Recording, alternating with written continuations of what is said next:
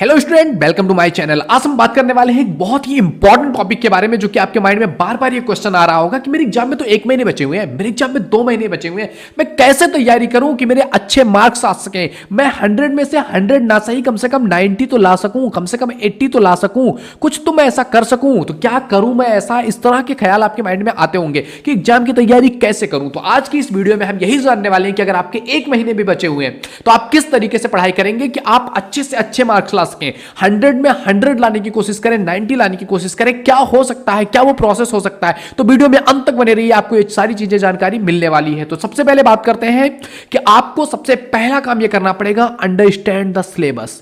आपको सिलेबस को अंडरस्टैंड करना पड़ेगा कि आप जिस भी ईयर में हो, आप ग्रेजुएशन कर रहे हो, आप बीए कर रहे हो, आप बीएससी कर रहे हो, आप एमए कर रहे हो, आप किसी भी सिचुएशन में हो, यानी कि कोई भी एग्जाम की आप तैयारी कर रहे हो, सबसे पहले आपको देखना क्या होगा, अंडरस्टैंडिंग द सिलेबस, कि क्या मेरा सिलेबस है। शायद फर्स्ट सेमेस्टर का मान लिया अभी एग्जाम हो रहा है, तो फर्स्ट सेमेस्टर में मेरा क्या सिलेबस है, मुझे क्या पढ़ना है, ये चीज आपको जानना बहुत इंपॉर्टेंट हो जाता है, क्योंकि आप सिलेबस अब जानोगे तो उसके अकॉर्डिंग आप तैयारी कर पाओगे। जैसे कि आप जा रहे हो, अगर फाइट करने लड़ने आप चले जा रहे हो बॉर्डर पे, आपको पता ही नहीं है सामने वाला दुश्मन क्या है, कैसा है, कितना पावरफुल है, क्या है। तो सबसे पहले आपको क्या करना होगा, नो योर सिलेबस।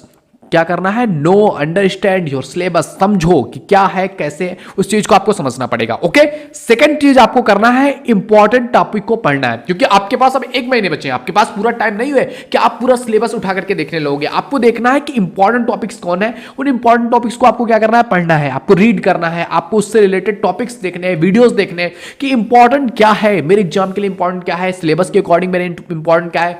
तो इंपॉर्टेंट क्या है ये आप जानोगे कैसे, तो इसके लिए आपको नेक्स्ट टॉपिक देखना पड़ेगा कि प्रीवियस ईयर के आपको क्वेश्चन पेपर देखने पड़ेंगे।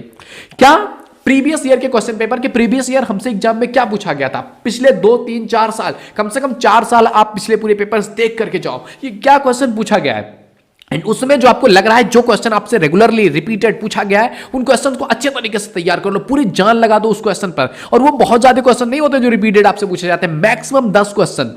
अगर एक पेपर आप कर रहे हो, 10 क्वेश्चन ऐसे होंगे जो आपको देखेंगे कि रिपीटेडली हर ईयर ये क्वेश्चन पूछे जा रहे हैं, 1-2 ईयर गैप करके ये क्वेश्चन पूछे जा रहे हैं। तो आपको देखना है, चेक करना है कि वो कौन सा क्वेश्चन है जो कि मोस्ट रिपीटेड क्वेश्चन है। क्या है, मोस्ट रिपीटेड क्वेश्चन है, जो रिपीट किया जा रहा हो। उन क्वेश्चन को आपको देखना है कि प्रीवियस ईयर क्वेश्चन पेपर में आप ढूंढो उस चीजों को। ओके, आगे बढ़ते हैं।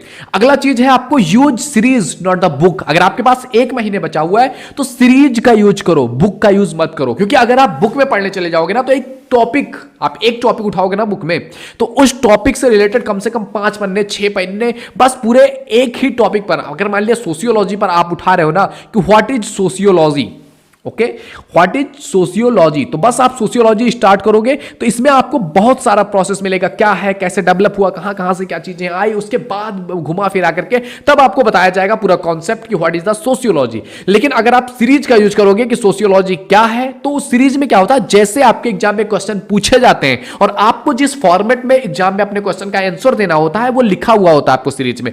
आप अपनी यूनिवर्सिटी के हिसाब से देखो, अपने कॉलेज के हिसाब से देखो कि कौन सा सीरीज आपके लिए सुटेबल है। सीरीज उठाओ पढ़ने के लिए, अगर आपके पास 1 महीने बचे हैं। मैं ये नहीं कह रहा हूं बुक नहीं पढ़ना चाहिए, बुक पढ़ना चाहिए, लेकिन टाइम के अकॉर्डिंग, क्योंकि आपको स्मार्टली सोचना पड़ेगा। अगर आप चाह रहे हो कि 1 महीने में मैं पूरा क्लास क्लियर कर दूं, पूरी थ्योरी में समझ जाऊं, तो आपको क्या करना पड़ेगा, सीरीज पढ़ना पड़ेगा दोस्त। तो सीरीज पर फोकस करो, बुक्स पर नहीं।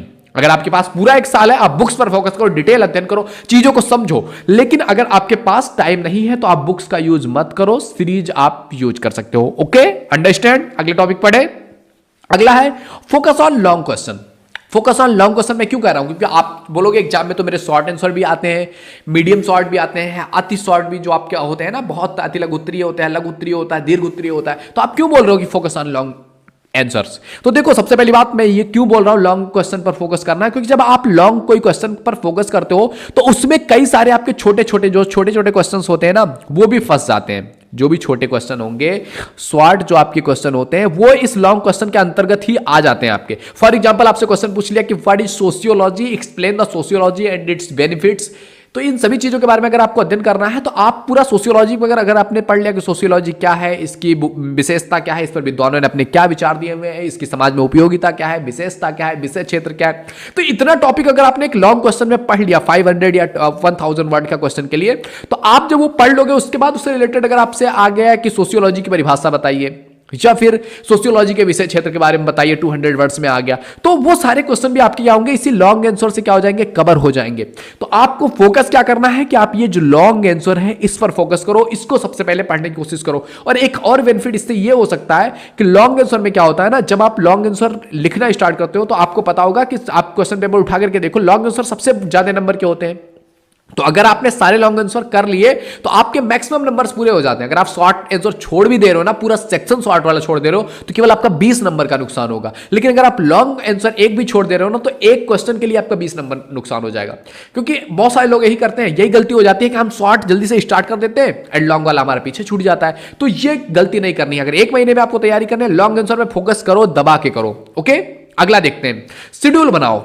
शेड्यूल बनाओ अपने टाइमिंग का। आपने सिलेबस निकाल लिया है, आपने प्रीवियस ईयर क्वेश्चन पेपर देख लिया है, आपने टाइम देख लिया है, आपको एक पता है एक महीने आपके पास टाइम है। आप शेड्यूल बनाओ कि कैसे कहां पढ़ोगे। इतने इंपॉर्टेंट क्वेश्चन है, मान लिया 50 इंपॉर्टेंट क्वेश्चन आपने देख लिया कि हाँ इन 50 को अगर मैं तैयार कर ले रहा हूं तो मेरा हो जाएगा। अब आपको देखना है 50 को आप कैसे शेड्यूल करोगे। एक दिन में 2 करोगे तो आप 25 दिन में 50 कर लोगे। तो ये सारी चीजें आपको देखना होगा, आपको समझना होगा। तो शेड्यूल बनाओ, कैसे बनाना है, क्या टाइम टेबल होना चाहिए, ये कोई और आपको नहीं बता सकता है। क्योंकि टाइम टेबल आप क्या लोगे, कब कौन से टाइम पर आपको पढ़ना चाहिए, ये केवल आप डिसाइड कर सकते हो। Nobody can decide it for you man. क्योंकि कोई और अपने हिसाब से कर सकता है कि उसको कौन सा टाइम पर अच्छा लगता है, कौन से टाइम पर वो कंफर्टेबल है। तो make your time table yourself. क्या समझे, make your time table your self. Okay, समझ में आया। ओके, अगला टॉपिक देखते हैं। अगला सबसे इंपॉर्टेंट टॉपिक, रिवीजन। जो भी चीजें आपने पढ़ी है उसको रिवीजन करते रहो। Revision revision revision.